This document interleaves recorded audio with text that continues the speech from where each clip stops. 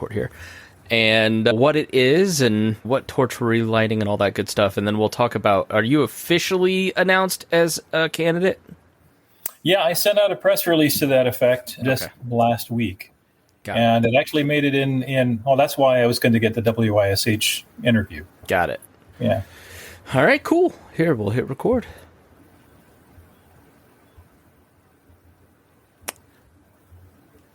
You're listening to the We Are Libertarians podcast network. Find all of our shows at wearelibertarians.com. Welcome to the Chris Spangle Show. Thanks so much for joining me. I'm a little rusty. I haven't done a podcast in a month, so I forgot my intro, forgot everything. But thankfully, we have a returning guest who's going to make it easy on me. And it is my good friend, Andy Horning. He is one of the first candidates that I ever worked for in politics, one of the people that turned me into a libertarian. So you have him to blame. Longtime friend. We've known each other almost 20 years, Andrew Horning. Can you believe it? It'll be, actually, since that 2004 campaign started in 2003. Yeah. I bet we're there. I think we are there. I think it's about there. You are also running for Senate here in Indiana. Are you running as a Libertarian, Republican? Which are you choosing this time?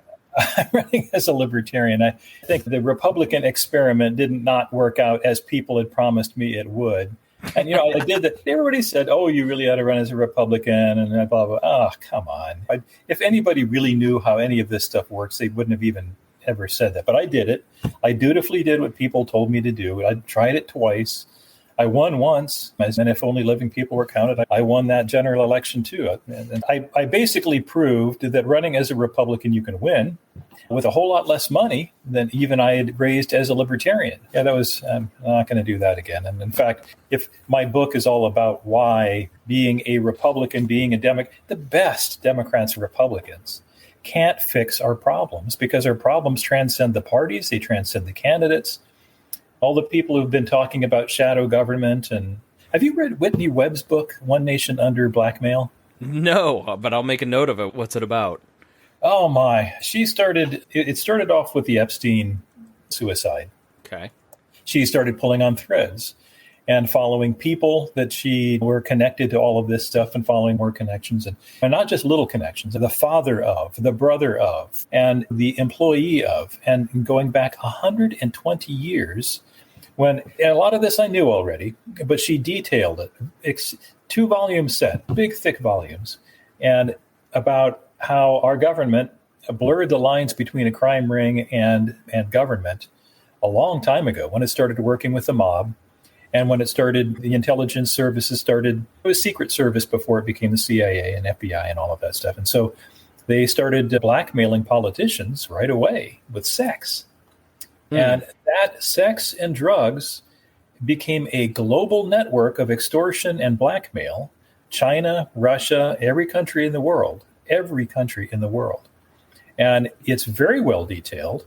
And it uses a lot of information we'd heard before. And most people intuit this anyway, especially from the post-Epstein. A lot of people. That's the thing with conspiracy theories is usually they pull together news articles, things that are reported already. And then you go, look, all these things are connected. That's why I've never been a big, they are pulling the strings from the top down guy. I think in general, things are pretty well known and pretty out there. It's just that people don't pay attention. First, let me say you're the author of Relighting the Torch. Which I am 13% of the way through, admittedly, but I have highlighted 18 portions of this. I think it's some of your finest writing. I think you do a great job so far of really getting at the nature of government and explaining what government is and how it undermines how really the American experiment. And this is something that I'm really interested in talking about on the show moving forward, and you're a great person to start with.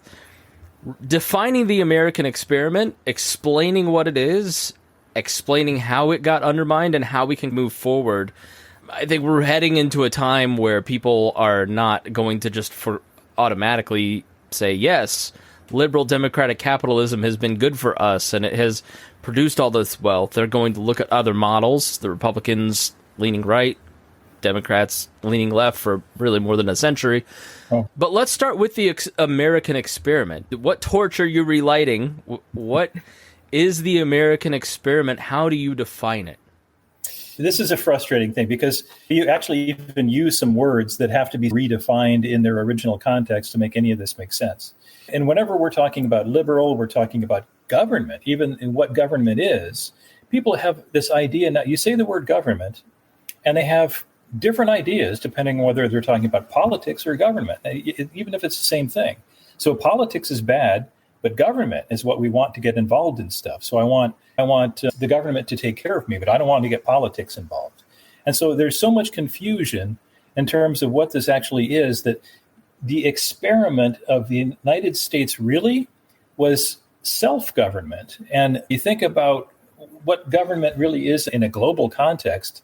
Nature has its own form of government, and every cell, every plant, the weather, everything is a kind of government. And if you think about government as being some force that restrains things and so on, the experiment in the United States really, if you want to boil it down to its most elemental form, is can we govern ourselves enough that we can have very little of that other kind of government that has guns and missiles and jails and judges and bombs and drones and all of that stuff.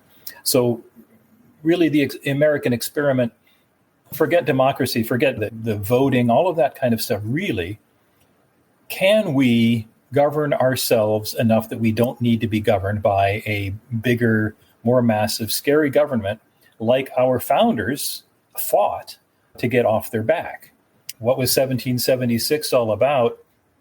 People have a lot of wrong ideas about it. It really wasn't about taxation. In fact, they imposed their own kind of taxation right off the bat that was pretty onerous. They even came up with their own fiat currency, the Continentals and wooden nickels and all kinds of stuff that turned out to be incredibly inflationary. They made lots of mistakes. They wanted to be self-governed. And if you read the Declaration of Independence, a lot of it was the king wouldn't let us have our own laws. The king wouldn't give us British law. He wouldn't give us what we were due as citizens of the crown. And there's only one mention of taxation in the Declaration of Independence, and basically without our permission. And so the idea of self-governance was a big deal. And you read what Locke and all of these guys were writing about at the time, and a lot of it was related to the idea that we can trust ourselves more than we trust the king, more than we trust a central authority. So the American experiment, which you got to say by now has pretty much failed, was self-government and minimal, what we would call government today. So if the American experiment has failed, and the idea that men can govern themselves, women can govern themselves too, not to use gendered language, but I know they can govern themselves too. But it is, and I see the frustration in a lot of former libertarians, people who hosted libertarian podcasts maybe 3 years ago, who are now moving on to other forms of, we really need to control other people because if we don't, the left is going to control us. Have you abandoned that sort of thinking, or do you still think that we can get back to a place where we can govern ourselves and constitutionalism is a worthy experiment of still fighting for? I haven't budged. So that's what my book is all about. So if the sort of the structure of the book is, I say, what is politics? I define what a constitutional republic is and how it's supposed to work. How we went wrong, I spent a lot of time on that. How laws are supposed to work. I have a whole chapter on words and the danger of messing with words. And so all of this book is to try to bring us back to really the best ideas in human history. And the best ideas of human history are that, yeah, we can. It has happened in a few times. You look at the Florentine Republic, you look at the United States of America for a little while, in limited fashion, because it has to be said, we never did the Constitution as intended. We never, right from the beginning, when the ink was still wet, even John Adams was the Alien and Sedition Acts. We've had lots of breaches of constitutional rule of law. But as Jefferson wrote, and I don't have the quote memorized, but something along the line of the constitutions are here for us to use as the backstop against aggression. We may transgress these things from time to time, but these constitutions are for us to be a touchstone of what we thought was best in us and best in terms of self-government and a way to run a civil society. And if we use those constitutions in that sense, they're still there. The constitutions, Indiana and federal constitutions, are better than what we're doing.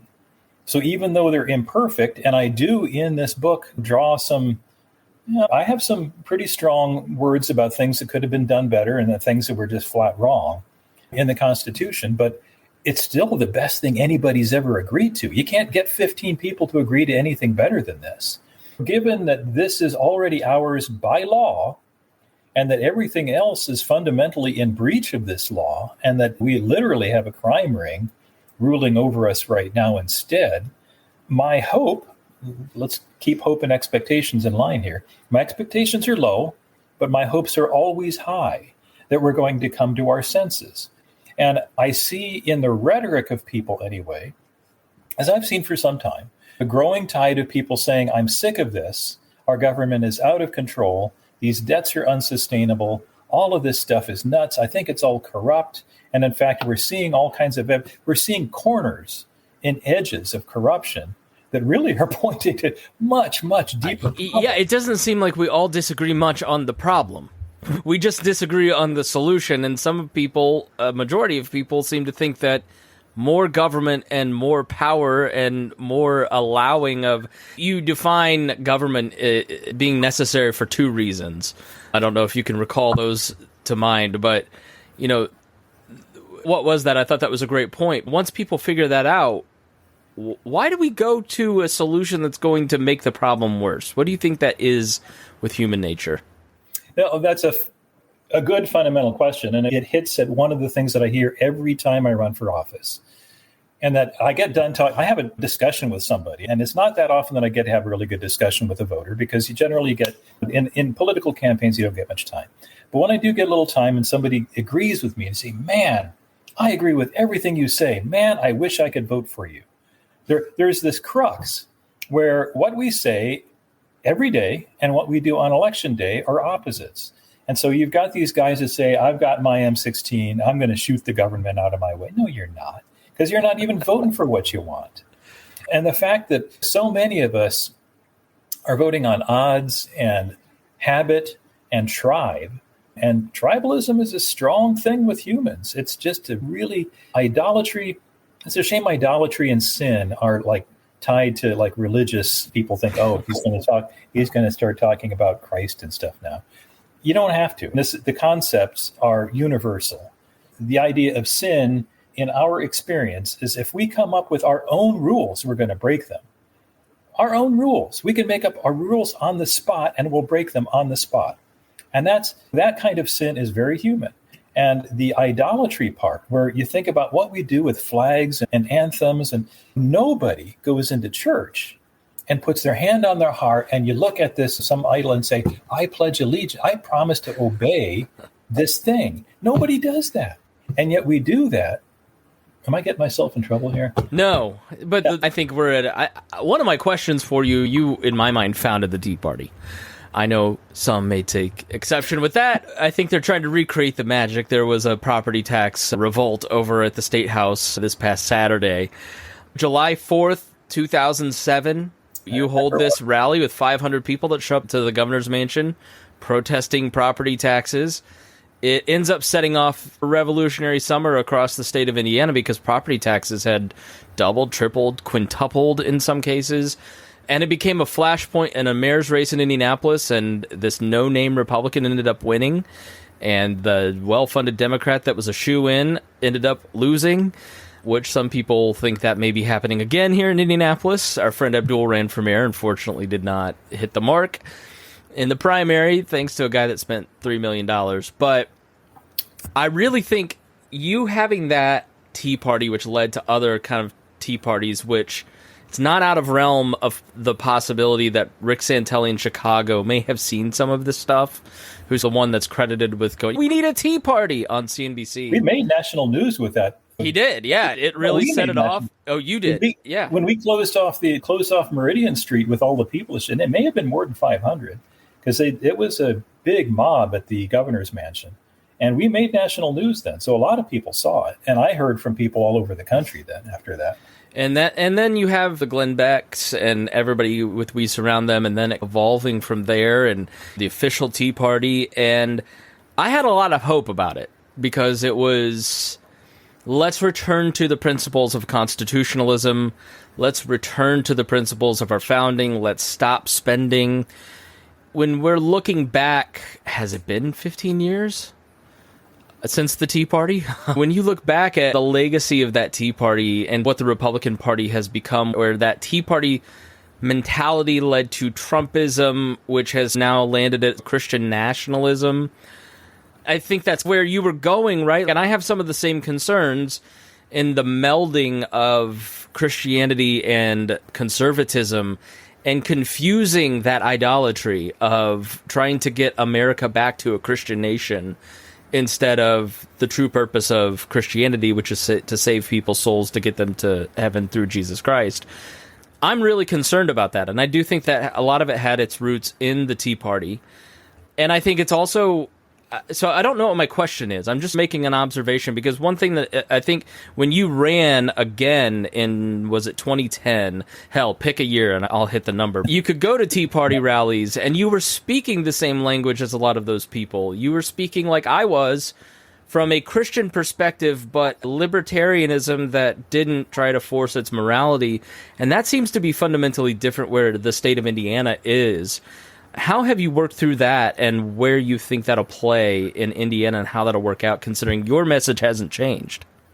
Frankly, I've not had any luck. And the idea that what Christ came here to do was not political. It had political effects, obviously. And people point to Christianity as what caused the collapse of a lot of slaving and a lot of kingdoms and that kind of freedom had its flowering. There's a new book called Dominion that kind of, this atheist writes a book about the effects of Christianity and ends up appreciating all of the benefits of egalitarianism and equalities and freeing slaves, like you said it, and the domino effect. Because just, I think the Imago Dei, basically, like every person is worth dignity and respect and liberty, had massive effects on society.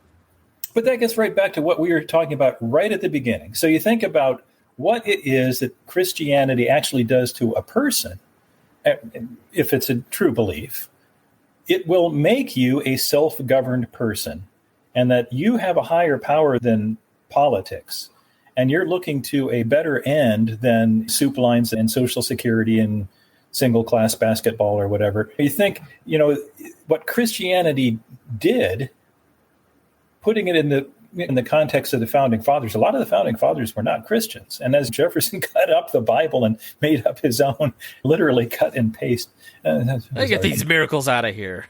Yeah, and George Washington even left before communion. And so there was a lot of debate whether the founders really were Christian or not. A lot of these guys probably were not, and a lot of them were deists and so on. But they all agreed on one thing. If there was a book in the house, it was probably a Bible. And there was a commonality of behavioral morals that was fairly well understood. And that sort of groundwork was necessary. And the founders articulated this in many different ways. And that if we don't have this kind of moral society, this Constitution isn't going to work. There is a Christian backdrop. What we're really talking about is a fundamentally secular government. Government is a secular thing.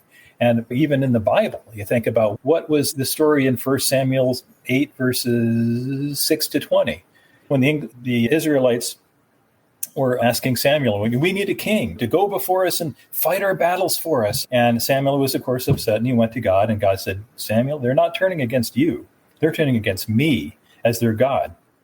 So go ahead, give them a king, and tell them what comes along with a human king. And then there's that long litany of, he's going to take 10% of this. He's going to take your sons and daughters and make them go before his chariots and be his slaves. And big, long list of things that come with a human king. And did we learn from that? No, we didn't. And you think, what are the best examples of kings in the Bible? David, who had a guy killed to get his wife. So the idea that we're supposed to have, in fact, I guess I should mention too, it bugs me how many people think that the tetradrachm there, the tribute penny story of the Bible, where Christ holds up a coin and says, "Give unto Caesar what is Caesar's, and what is God, and give unto God what is God's." It's obvious when he's holding up this Roman coin, it had these deified, one of them was a newly deified Tiberius Caesar on one side. And Christ might as well have been saying, "I got your Caesar, or I want him." And what does the whole Bible say belongs to God? Everything. So that's why the Pharisees turned away without anything else to say. When Christians so numbly give unto Caesar everything and say we need government to do God's work because God is not really able to do this stuff that we can do with missiles. We need to get involved and have this.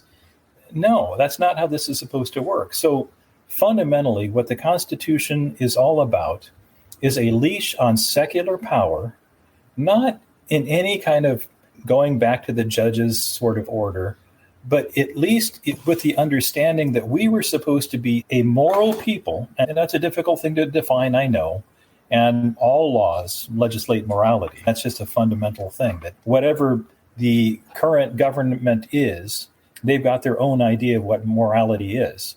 But the founders' idea was there is a specific form of morality that was necessary to make the constitutions work.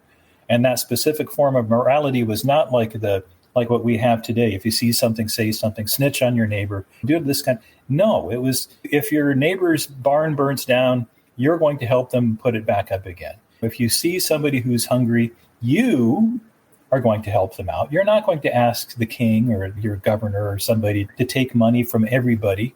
And this, it came up many times in the early United States. And in fact, we had basically the model for, I don't know, like a pre-Obamacare right from the very beginning, when we had the service, the beginning of the National Health Service that was for the Navy, for people in the Navy. And there were debates on how far are we going to let this go? Are we going to extend this? They didn't call it welfare back then, but are we going to be taxing everybody for the benefit of a few? Are we going to start doing this thing? And they initially were pushing back a lot, but you can see how these things get incrementally perverted. And similarly, like with the 18th Amendment, that was the first time our government ever had constitutional authority to deny the ability to manufacture, what was the actual wording? Manufacture, transport, and sell intoxicating liquors. And it was only intoxicating liquors. It had nothing to do with consumption. It didn't say you couldn't consume it. It didn't say you couldn't buy it. And that was the only time our government ever had that authority to ban the manufacture, transportation, and sale of anything. The 21st Amendment removed that. Even when it comes to intoxicating liquors, which was all that 18th Amendment was about, we added, during the time of Prohibition, we added that no, you can't buy this stuff, and no, you can't drink it. And by the way, we're going to poison alcohol supplies, and we're going to kill 10,000 of you as a result. These things get added on. And then when the 21st Amendment wiped out all of that authority, suddenly government has the authority to regulate the sale of cabbage and shoes and everything now without amending the Constitution. So what happened was, once we started taking liberties with the wording of the Constitution, where the 9th and 10th Amendments are really fundamental to our proper understanding of the Constitution, where we have all rights that are not specifically taken away. But the 10th Amendment is very clear in saying that the government has no powers that are not specifically granted. So where people are now saying Constitution doesn't say I can't do this. No, it does say you can't do that, because it never said you can. And right. That's a fundamental screw up that we made a long time ago, where we started thinking that if the Constitution didn't say something, that there was something vague about it. There's nothing vague about it. If it isn't in there, it's forbidden. And that's even in the Indiana Constitution's Article 1, Section 25 is a little bit peculiarly worded, but it's very clear that no law shall be passed, the taking effect of which shall be made to depend upon any authority except as provided in this Constitution. I like the way that wording works in the Indiana Constitution, even though it sounds a little funny. It makes it clear that passing a law does not grant authority. The authority has to be there first, and the authority comes from the constitutions. And if the constitutions are not amended to grant the authority to write that law, it's not law. And so we are now in this absurd position where our legislators are not even writing most of our laws. It's mostly unelected bureaucrats. Yeah, it's corporations, it's lobbyists, it's college-age kids who are working in congressional offices.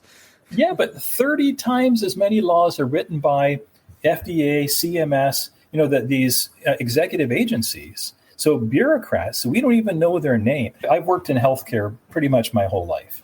Product development mostly, but clinical too. And this industry doesn't have that many laws that are written by legislators, actually. Almost all of it is CMS, FDA, all of the health regulating agencies that tell us what things we can build, how much. It determines how much it's going to cost us, of course, too, because there are so many regulations on making medical devices and medical software. And that's why we've lost a lot of jobs to overseas, where most health companies and a lot of the software is in the Netherlands, it's in Italy, it's in places that have lower productivity. And we used to think had a more socialist government that they have less regulation than we have. And until recently, until the EU came out with their newest regulations, we were in a serious deficit with Europe, even when it comes to the ability to bring products to market. And this is all in breach of the Constitution because our government, as I just said, once the 21st Amendment was gone, our government has no constitutional authority to in any way affect the sale, transportation, consumption, any of that stuff of anything. It just was never granted. Even when they're talking about what goes on between the states, that was assumed to be court cases. When you think about abortion, that somebody goes to another state to get an abortion, if there was a dispute and it was between states, it would be handled in the courts as an individual case. And it would be adjudicated and judged and sorted out one way or t'other in court, not in legislation, because there is no authority to do this by legislation, but the authority to adjudicate is in the judicial branch. And we don't understand that design because most people have not only not read the constitutions, we've been lied to about what they mean and what they say and who's got authority over them. And constitutional scholars, putting air quotes around that, they're always talking about court cases. They don't talk about the Constitution's words. So they say, I said in 1936 that this yada, and therefore, no, that's not the way it's supposed to work. We, the people, are supposed to own the Constitution. Yeah, we've ended up in a Byzantine-like state with just too many different moving parts and pipes and. You're Goldberg. Yeah. Hey, we need with our custody situation. Hey, we have a question. We have this idea. We'll get an answer back to you. It'll cost you $600 because we need to go look up all the different statues. And you're just like, I guess what are like the first couple steps in getting back to relighting the torch and getting back to a place where this system works again. I'm making that presumption that I think you and I both probably think that it can be reformed, and I'm not a catastrophic libertarian who's just, look, let's collapse it all. People will just magically choose liberty if we just collapse the entire system and deflate the dollar. But I take the Eugene Debs view that 100 years from now, we can move society back, just like Eugene Debs in 1910, 1912, 1908 had these ideas, and we can implement these 3 or 4 things and 5 things, and here's my 10-point plan. And lo and behold, Barack Obama fulfilled most of his vision if you go back and read his speeches in 1912. I look at the long game, and I think we can move that direction. So if you were to put your Eugene Debs list together, and maybe it's written in the book, like I said, I'm not there yet. Fantastic book. I recommend it. I just am a slow reader. What are those few things that we need to do to get society reoriented? Actually, my last chapter, other than the conclusion chapter, is all about how do we fix this. So I've got a whole bunch of proposals, things that we should be doing. But fundamentally, what do we want to do? If we want constitutional rule of law, it's actually very simple. It's crazy simple. because the laws are already there. That's what's legal and everything else is illegal. We have the power of peaceful revolution. Nobody ever puts it in those terms. They say this is about hiring politicians. No, it's not. There are politicians everywhere. They don't have elections. Politicians are like gravity. They're just going to come. They're going to pop up more like weeds. They're just going to pop up.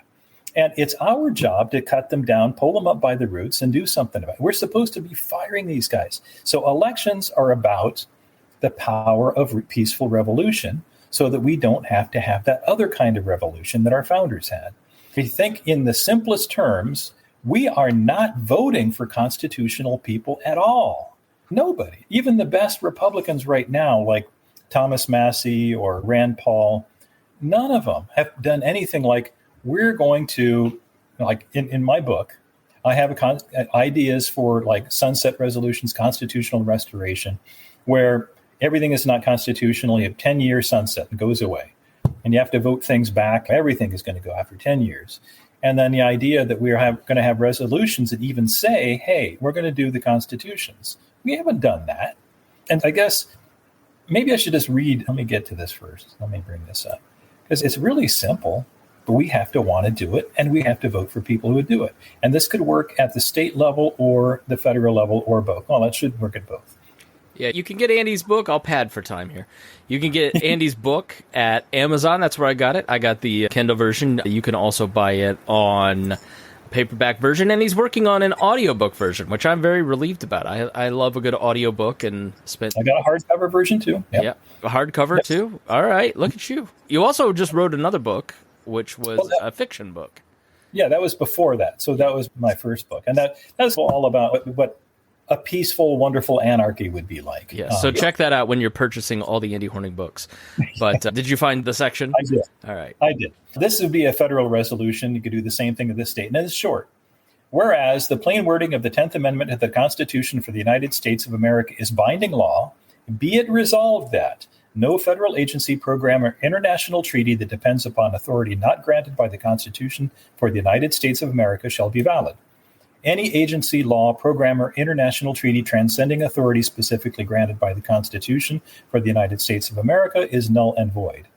Unconstitutional laws, agencies, programs, and treaties have created both problems and dependencies that will take time to rectify. Therefore, all unconstitutional federal powers, delegations, laws, programs, treaties, and entities that cannot be immediately nullified must be phased out within no more than 10 years. Now, this is a workable plan, I think, unlike what Adams and Jefferson in 1789, 99, they wrote the Kentucky and Virginia resolutions. And they were similar to this. They were basically saying, we're going to dissolve the Union if you don't back off and stick to the Constitution.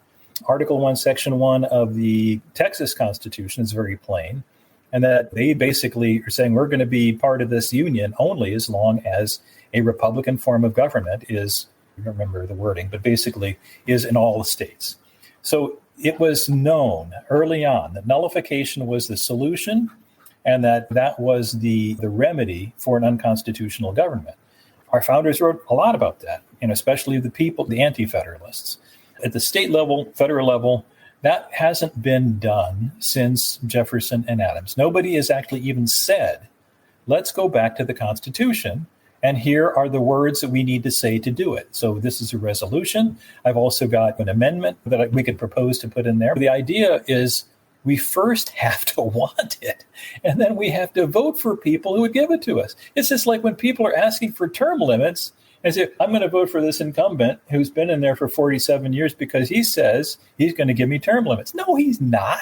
That's the funniest thing about Republicans is that in the Tea Party, they're like, yeah, term limits. Now, Thomas Massey ain't quitting. Rand Paul is not retiring. I'm glad about that, but I'm just saying, remember those pledges. I've got the Tea Party books. I'm going to read them this summer and see where we're at 15 years on. And it's really just, we get what we vote for. And you know how I feel about election fraud. It happens. And even LBJ's Box 13 scandal, 200 people voting in alphabetical order for LBJ. It happens. And these things are known. People go to jail every election cycle for election fraud. It happens. But you ask voters how they vote, and in general, you can see very plainly that we have what we have chosen. And we could choose different anytime we want to, but we keep choosing the same thing over and over again, expecting something better to happen. And that is, of course, dumb, even though Einstein never said what people think he said about doing the same thing over and over again, getting different results is the definition of insanity. It's a true enough statement. And that we keep doing the same stupid two-party system thing, even though our founders warned us specifically against that. And they were so strong against political parties in general that they made a lot of this stuff, for instance, the two-party system as we have it now, unconstitutional by both federal and state constitutions. And that was the basis for my first lawsuit against the state of Indiana. And I'm party to another suit, similar design for ballot access and how unfair and unconstitutional, because both 14th Amendment, the federal constitution, and every state constitution has some wording about equality under law. And we certainly don't have that in our ballot access and partisan laws. And we're not allowed as libertarians to have precinct committee people. We can't get on the same commissions and committees. And you think how important that is, that there is this imprimatur of legitimacy given to this whole two-party system just by these laws they wrote for themselves to exclude everybody else. And then that means that we don't get the news coverage the other guys get. We don't get invited to debates, forums, and events. And it's a killer. Even just on WIBC today, I was hearing Tony Cass was talking about we need to have more of these voices heard and so on. And is anybody really advocating that we really do have fairness under law and that we really do hear all of these voices? And in that same broadcast, he was talking about you have to have limitations. You have to have some guidelines as to who can be in debates. And so some people have to be excluded from debates. And what are the criteria? How much money they raise and how many donors, like the Republican Party is now saying you have to have so many individual donors. And as opposed to having a few big donors, you have to have a bunch of little donors. And so these criteria have nothing to do with being right or being constitutional. And one of the most damning criticisms I would have for our political system right now is that we vote for people not by whether they're telling the truth or whether they've ever been right, but it's the opposite. The people who tell the truth and are right, they're the ones we call losers and fringe, and they can't win an election. And I've even had people tell me, oh, you're too nice. What? You're just too decent of a human being to be elected to office, Andy. I've always thought that. What? Yeah, I guess that's the funny part about the populism of talk radio, which really, like, all the people who run the Republican Party and all these Twitter accounts and everybody, they all just sound like Larry from the East Side calling in on Abdul in 2004. I miss Larry. Donald Trump is just a talk radio caller. And that's a funny part of populism is that they talk out of both sides of their mouth. There's no, yeah, we should have everybody in the debate, but then we should also do the thing that's going to benefit the people that I like and hurt the people that I don't. And it doesn't make any sense. I wondered before we finish. Go ahead. I guess I should, in defense of the people who do this, I do have to say that I never used to be at all. I like Italian sports cars. I like Alfa Romeos. But there is this kind of thing that when you learn enough about something, I started getting a magazine because I like the tools and techniques of hot rodders. But I started reading these hot rod magazines. And you get to a point where you say, you know what? I like hot rods now. And so I think there's this thing where people learn about the two-party system as it is right now, and they become experts in it. And they know the people, they know the processes. Yeah. They get so involved in knowledgeable in it that they don't see anything else. I like this, and this is the way it has to be. And it's wrong, but I get it. I went to a talk. Dan Miller is a local guy who runs a kind of a cool concept. He does consulting for business executives, but he uses history. And he gave a talk about the upcoming election and 4 elections that kind of had parallels. And he talked about that 1800 election with Adams and Jefferson. And he talked about the fact that they chose what they knew, even though they didn't like it, because the unknown was too great. Because at that point of the Republic, Washington is dead. That stability is gone. You have Adams and Jefferson and the new media around the time just calling them all sorts of names, and you don't know what's real, and it's very confusing as a time. And they could have just ejected the whole American experiment and Constitution at that point. The Republic's not that old at that point. In 1800, it's less than 10 years. But the fear of unknowns kept them into that binary choice, which I thought that was a really good parallel for where we're at right now, where people... Yeah, there's always going to be your Sohrab Ahmaris who go, look, monarchism is a better way. We need to have Orban-style government to protect our culture on the right. And then you've got the Bernie Sanders on the left going, look, a socialist republic and the a la Sweden is exactly what we need. But that fear of the unknown keeps people... And maybe in some ways, Andy, that kind of helps with us constitutional Republicans. Hey, look, it made us the most powerful nation in the world. It can do that again. Yeah, it's what our founders gave us came from history. These guys studied Cicero. It's not like this was in a historically ignorant backdrop. It's very rare when smart people get involved in politics. And we had some really smart people getting involved in politics. And so what they did is they basically took what they felt were proven ideas, and that it's not a coincidence that we had a whole bunch of smart people at that time, like Adam Smith, and later you had Bastiat and all of these people. And there was a period where Austrian economics was evolving, and it was turning into, it wasn't Austrian economics yet, but the idea that economics was more than just money. It was more than just numbers. It was how people interact with each other in a very fundamental human way. The way we make decisions, the way we evaluate any transaction. This was really smart stuff. And that sort of seed of what we would now call capitalism and free markets it wasn't exactly revolutionary, because they had seeds of this all throughout history that they studied. And so they had already seen how when silver was discovered in what is now the Czech Republic, and what that did for common people to have this, some kind of money they could hoard, as opposed to bits of paper that could be issued and withdrawn and inflated and deflated and so on. Things like that make a huge difference. When the Spanish doubloons, and the way these bits of metal came to be a liberating thing for people, because they could grab them, they could hoard them, they could hide them, and they could use them for transactions in ways that the continental script did not work. So what our founders were actually issuing with the first state banks and so on, they had, before we had the Constitution, we had lots of experiments that failed already. And we had a lot of smart people that knew why they failed.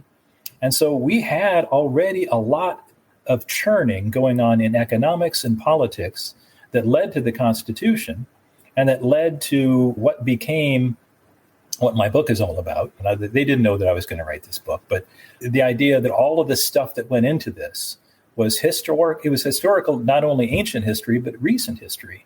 And it was proven out in ways that we could see even today, wherever people do bits of this stuff. When what they call the soft revolution in the Czech Republic, the old Czechoslovakia, when it happened under Lee Kuan Yew in Singapore, we've had several times where people take bits of this kind of economic and personal freedom and they apply it. It works every time. And we've had situations where you have the opposite happen. Where it happened, there was a time when Argentina was the fifth biggest economy in the world, and they started going towards socialism and they fell apart. We saw what happened. Venezuela, with all of their oil and stuff, they were rich as heck for a while, and then they said, we're going to socialize the oil industry and see what happens. The rich people stayed rich. We should add that. The rich people stayed rich. It's everybody else that got real poor. And that's a good point, because a lot of people, it's not, a lot of the rhetoric is that, everybody gets poor under socialism. No. Hillary Clinton's not going to be poor. No. You and I are going to be poor. The idea that we can ever have, I love the idea of, my first book is about anarchy. And I love the idea of anarchy, of having no government to speak of. They had a king that really didn't do anything, and they knew it, and it was fun. And it's a funny book, and it's supposed to be. But the point I was trying to make is that you have a government like that. It's going to be facing all kinds of troubles. And so this island of Excelsior is placed on a planet where everybody else is authoritarian and militaristic and selfish and stupid and short-sighted and all of that stuff. And so I said it in the context of the 1987 stock crash, the Black Monday. And there's a lot of history. A lot of it's true. And of course, I twisted some of the truth. There aren't these kind of dragons in real life. The idea that there are some things that humans just do repetitively. We have a follow the alpha species default state. And it is our default to follow a king or to bow down to a potentate. And unless we have better ideas, that's where we go. And frustration really is that we have these constitutions based on a much better idea, that we can be self-governed. We don't need to have all of this big government, and we can push it aside anytime we want to. And so the whole last chapter of my book, whether it's talking about nullification or like simple things like one subject at a time, read the bill, write the laws, those things that have even been proposed by other people before, free competition in currency. There are a lot of incremental things, but fundamentally, we have to decide what we want, and we have to actually choose it. That's where things go off the rails, because anywhere you look in social media, you will hear people saying, we need to make these politicians do this, and we ought to have a law that, and that we should make politicians eat dog poop. No, you're not going to do that. You're voting for people that do exactly what you say is wrong. And as long as you keep voting for all of this stuff that's bad, you're going to get bad. And it's simple, but we don't want to, and I suppose it's natural too, we don't want to admit we've been screwing up. Yeah. We don't want to admit that what we do actually matters. We don't want to be responsible and accountable for our choices and the fact that we have not been making wise ones. Speaking of that, sorry to cut you off, but I think the seduction right now, I think the culture wars, I'm interested in your take on culture war stuff, because 2008, 2010, Andy, I would have said, LPIN, you were one of the more conservative cultural warriors, right? If there's a libertarian that's a culture warrior, maybe it's you, right? Nah, everybody's held their tongue on a lot of social issues, and there was a lot of truce. And that seems to have been ripped open, and you're just not wading into the waters and terrified now, Andy, even though you've not changed a single thing. I find the culture wars are very seductive to a lot of libertarians that I know, conservatives, right-leaning people, into giving up their small government credentials in the way that a lot of probably 88 Ron Paul voters suddenly turned into war hawks in 2003. That's what this feels like to me in a lot of ways, is that our politics are conditioned in much the same way as it was in 2003. That was foreign policy. This is social issues. What is your take on the culture wars? And as a candidate, how will you wade into that? I was hoping you weren't going to ask me this one, because that's really tough, especially when you think about how many libertarians, good friends of mine, by the way, have really done an about-face where it's not equality under law. Now we have to have special consideration for special situations. For instance, we know that it's really bad to give car keys and a bottle of booze and a gun to a 6-year-old. But because why?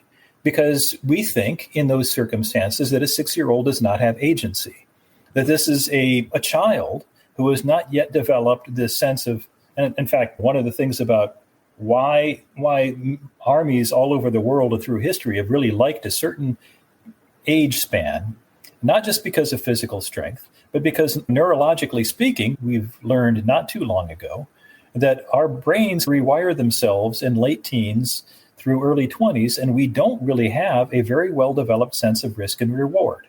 And so our idea of assessing risk as a 20-year-old is not the same as it would be when we're 14 or when we're 35.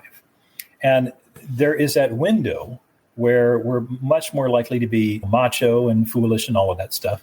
And younger than that, we haven't learned that much about who we are. We're going through all kinds of hormonal changes that are changing our bodies and our brains, by the way. And so I'm thinking about, from a medical perspective now, I went to a conference not too long ago where there's a whole poster session and several people talking about the new medical problems associated with transgender drugs, and that they're more likely to have stroke, heart attack. Once you start taking these blockers, and especially when you start actually doing transitions, you will be a medical patient for the rest of your life.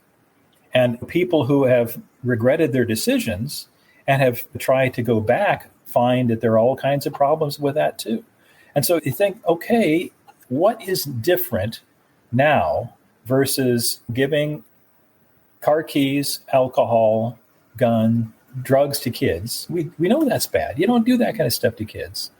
Why now do we think it's totally okay for them to change their bodies when this is, I have nothing to say about what adults do with their bodies. I don't care. I don't care what they do in their bedrooms. It's certainly not a political issue. Government should have nothing to do with it. But we do have an issue when kids are being taken advantage of.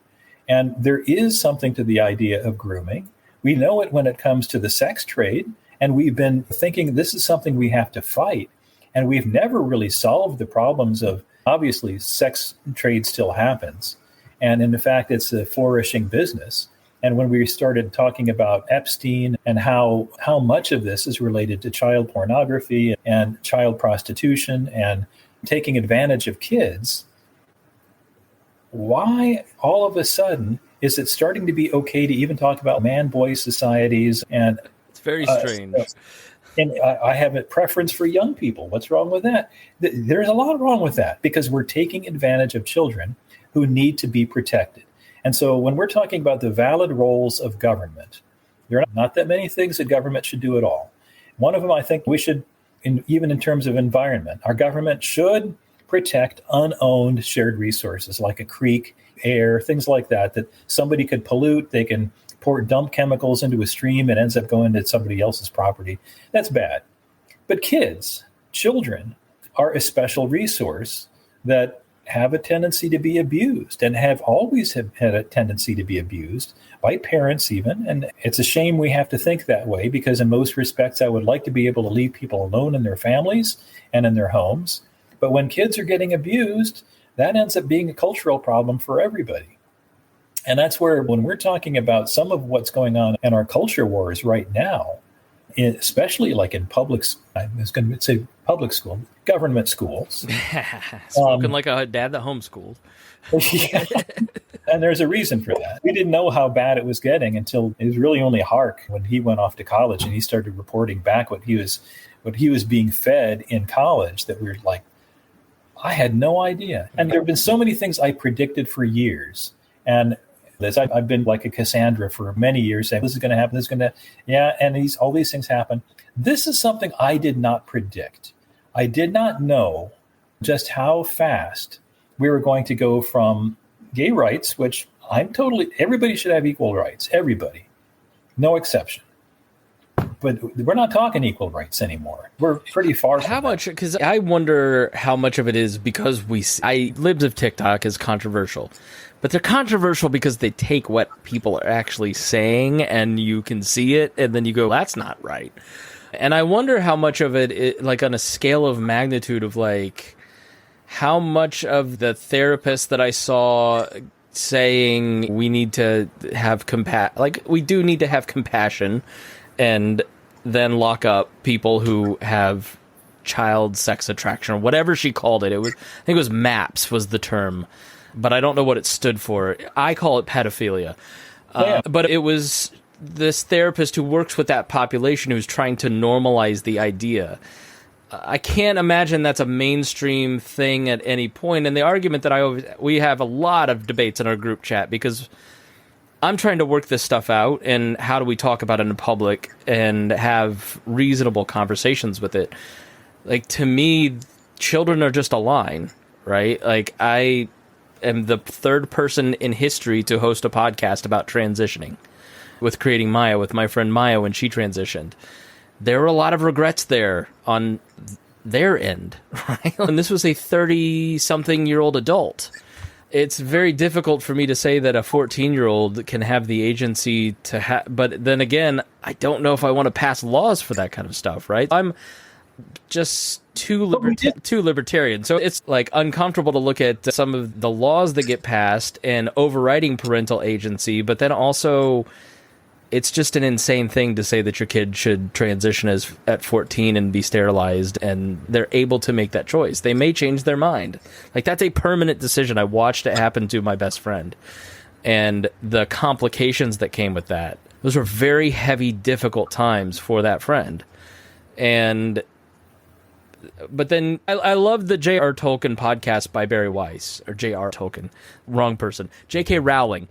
Okay. J.K. Rowling, the Witch Trials of J.K. Rowling, because like they have a teenager that transitioned in there and said, it saved my life. So they really did a great job of kind of covering this at all angles that I'll never be able to execute in the way that they did. But it's such a complex issue. And that's, I think for me as an old school libertarian, Andy, that's why I asked this question. Like, it seemed to be cut and dry. Government does X, that's bad. It's a little bit different. It's a little more complicated once we get into areas where every law that you pass has very real consequences. You're the first person I ever... This is life and death stuff when it comes to passing laws. You pass a law that says X, you could be condemning someone else based on your own beliefs to something else. So I wondered where you came down on it, because maybe not just this specific issue, but just the culture wars in general. That takes us again back to what we first started talking about.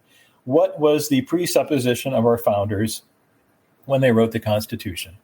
That we would have some kind of baseline morality, that we would agree that this is right and this is wrong. And if you have that, then you don't really need nearly as much. In fact, just put it in another sense. Our legal system used to be much more heavily dependent upon juries. We have a lot of trials that should be jury trials that are not anymore. But the idea was supposed to be that we have a jury that decides a lot of things. And that jury would be made up of people that the assumption was had at least some common understanding of what was right and what was wrong. And we know from history that juries have often been horrifically wrong, especially during the Jim Crow and slavery eras, when there's no excuse for what happened in a lot of cases in American history. And that's what makes it difficult. We've never done it right. And when it comes to something like this now, what we're talking about, the difference between a few years ago and it was just a few years ago, when we were talking about accept who you are. If you're, whatever your situation is, if you're bald, fat, ugly, stupid, whatever, you should be able to be an individual yourself and appreciated by yourself and by others for who you are.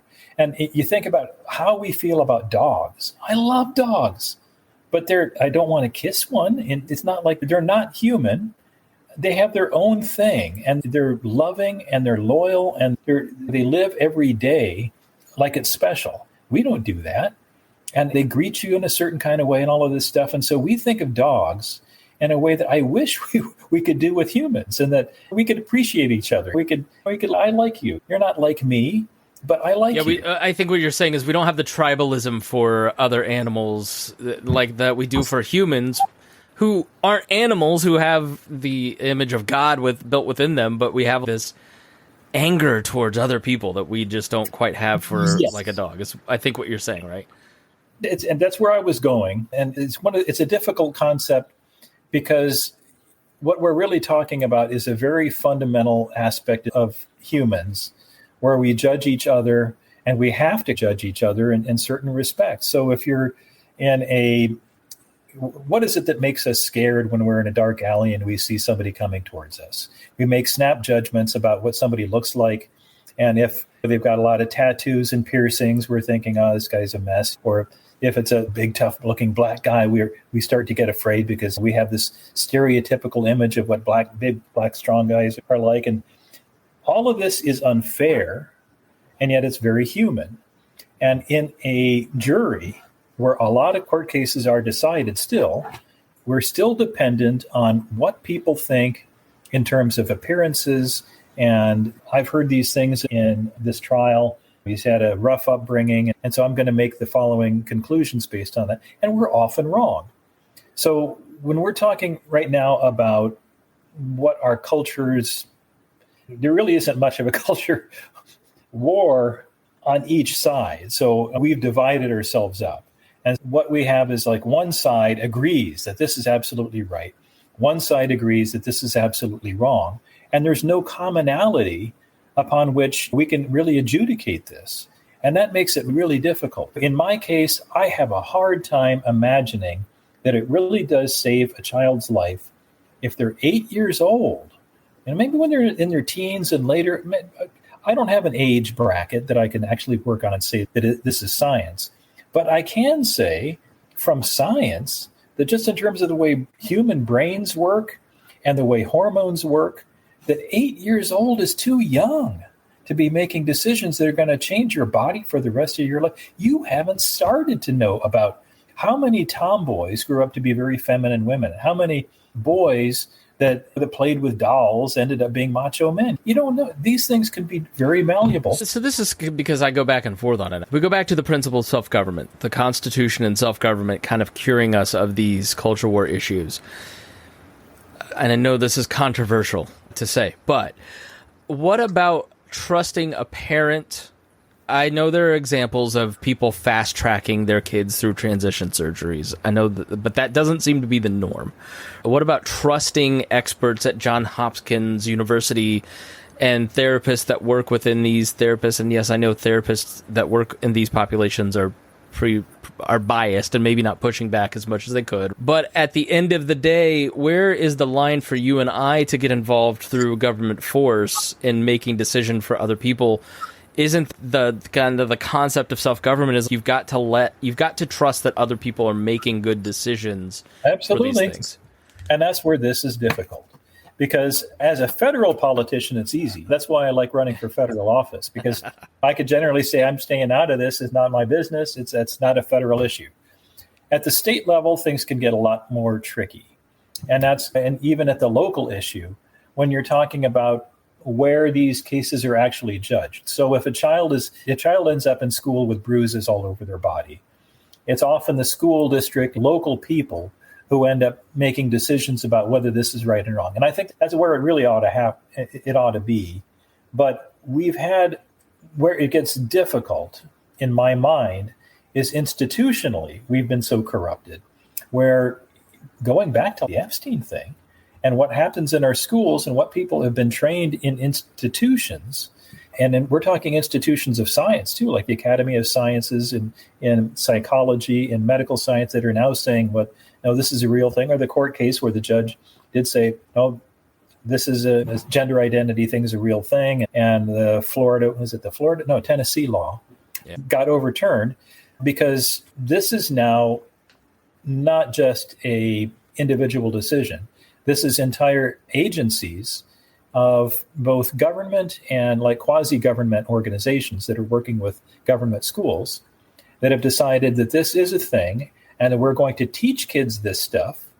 We're going to be showing them videos about it. It's not. Yeah, they've made the moral decision. It's like you can't legislate morality, but you're legislating your morality and then saying our side can't legislate our morality, but you're legislating morality. So it's an insane position. I've often thought it from trying to be sympathetic. I do understand how a lot of movies show like men and women kissing in public. And in fact, one of my favorite movies I rewatched not too long ago, Forbidden Planet, but had these 1958. And all of the men were like macho. And there's one woman in this movie and they're all kissing on this girl. And it was like 1958. There is an entirely different idea about what's appropriate for men and women to do. And it seemed appropriate for men to grab women and just give them a kiss. And the woman was supposed to think, oh, okay, yeah, I'm a woman. Look who I work for. The Me Too movement has been largely good for my workplace. And we have adapted from boobs and beer to making fun of each other in a way that respects everybody. Yeah. And so I get that. I get the idea that we have never done anything correctly, ever. As a species, we screw up everything. And look back and when people started complaining about sex education in public school at all. And that's when it was heterosexual sex education. We're talking about giving out contraceptives and things in classrooms and so on. And people thought, what a slippery slope this is. I don't know. We've never done anything correctly. And that one of the things I say in my book, in fact, is that that's just the way we are. We keep screwing up. Nothing lasts forever with humans. We have a 100% failure rate when it comes to our governments.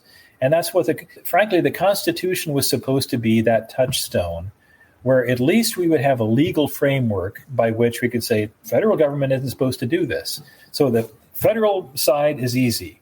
What does the state constitution say? And a lot of state constitutions have gotten so badly twisted that it does become a lot more difficult. Like, for instance, a lot of the constitutions written before the Civil War basically were written in such a way that in order to become states, they had to say, we will never leave the Union. We submit ourselves to you. And some of it's horrific. And in those cases, it is very equivocal what is protected at all by their constitutions. And maybe nothing is, because they're so wishy-washy. Even like the Texas Constitution is a long, torturous thing, which has been amended so many times that every time they say something like, we have the right to a gun, unless we take it away. They just added all these modifiers to things. And then there's the damn Indiana Constitution with the Owenites putting in public education, those bastards. Yeah. We guarantee public education in this communist state of ours. Yeah. Even if we did it like the Owenites wrote it, it'd be better than what we're doing, because at least they had a method for paying for it that didn't involve personal property tax. And there was supposed to be a common schools endowed fund to keep the schools running. So all of this stuff, if we did even the state constitution, which, I got to say, Indiana's constitution is one of the better ones. It's not quite as fiery and cool as like Tennessee's, for instance, but nobody's doing their constitutions.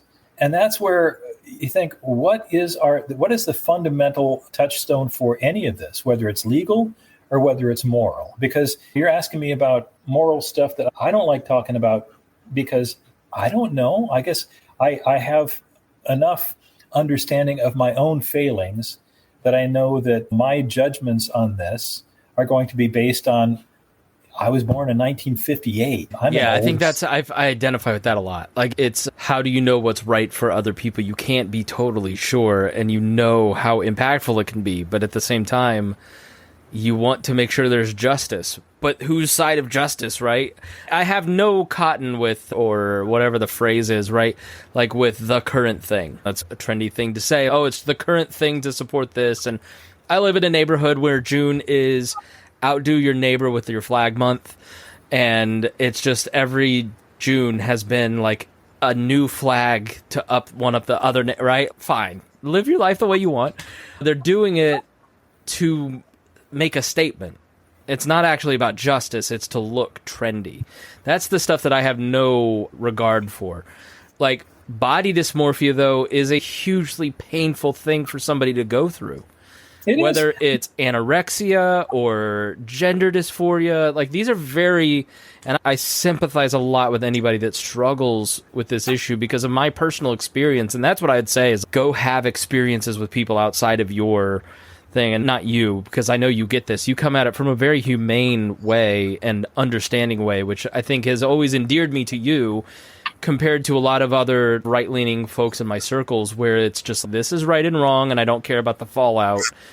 Just get over it and act the way that I want you to. But you can see how people, especially old people like me, who, you don't even have to be that old to remember when young people were eating Tide Pods. I was old when that was happening.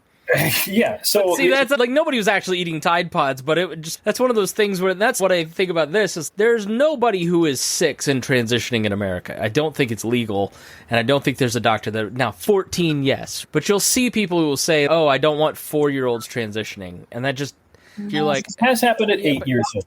Okay. At 8 years old, and so that's where, this is what makes it difficult, where we have a different set of standards for this particular issue than we have for anything else. And so we understand that kids are kids in lots of different ways. So we're not going to give them the car keys. They're not going to be going off to battle for the United States. No, they're kids. And we have them in schools for a specific reason. Why do we have public schools? We have already an idea about the way kids work in every other respect. This is a case, in my mind anyway, where we have removed a big fence, really. It's just there are adults and there are kids. And it's not just humans. This is like puppies versus dogs. It's all throughout our animal kingdom. And you have even in insects where they have transitional phases and they're an entirely different creature when they come out of the chrysalis. And that's where we have, for this particular circumstance, changed the rules pretty rapidly, pretty dramatically. And that is, of course, disturbing to a lot of maybe just old people like me. Maybe it's a misunderstanding of what the numbers actually have been. For much of my life, the sort of gestalt was that 2-3% of our population was gay or in some way sexually heterodox, where they're not normal in some kind of way. Now, you can modify those numbers if you start talking about straight people who have weird things going on. And maybe if you want to get granular about it, nobody has the same sort of sexual preferences as everybody else. And maybe it's just so granular that we have no business even trying to assess such things, because as much study has been going on, a lot of it has been bad studies. Even at Indiana University, the Kinsey Institute, a lot of that research has been discredited and called corrupt. We don't know that much about our numbers enough to say this is what's normal, this is where the bell curve is. I don't know, but I have a hard time believing that with the number of transitions that have been going on now, the number of people that have regretted going through their transitions, that we're doing this right. And if we're not doing it right, what do we do about it? Because people are being harmed. I also think it's part of it's people find community in it. I think it's a lot like the trench coat kids when I was in school. They're on a spectrum and they're making choices because they're trying to find belonging. And I think that's part of secular culture. But it's also a part of, they've done studies on animals and drugs, where they find that animals that are satiated in other respects and have like society are not going to be sipping the cocaine bottle as much as when they're alone. You put a rat by itself in a cage, and it's easy to demonstrate drug addiction very quickly. But you have drugs available to mice and rats where they've got more society and they've got social engagement, and they can have a rich life with exercise and sex and all the things that these little rats and mice want. They don't see drug addiction. They actually go to the regular food and water and ignore the drugs. And we've seen in lots of cases where drug addiction in humans is often prefigured by social disorder of some kind.